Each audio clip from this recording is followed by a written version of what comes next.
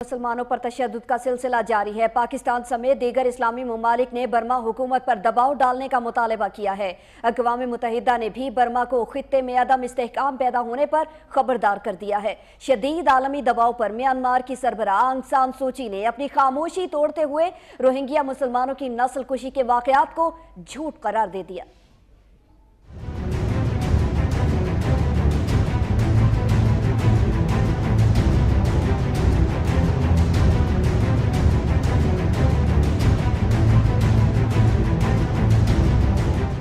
Myanmar की फौज और इंतहा पसंद बुद्धिस्ट के मुल्क की सबसे बड़ी अकलियत यानी रोहिंग्या मुसलमानों के खिलाफ इंसानियत सोस मुजालिम का सिलसिला जारी है। बांग्लादेश पहुंचने वाले पनाहगुज़ीनों की तादाद 1.25 लाख तक जा पहुंची। राखीन की पहाड़ों में हजारों अफराद खुराक और अद्वियात के बगैर महसूर हैं।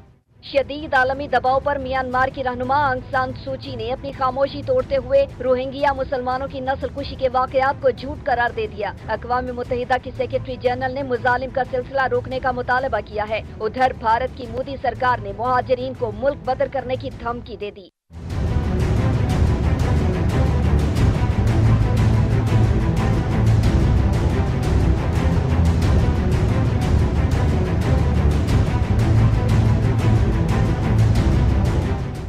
उधर तुर्क सदर रजब तैयब उर्दगान की जानिब से रोहिंग्या मुसलमानों के लिए 10,000 टन खुराक भेज दी गई है।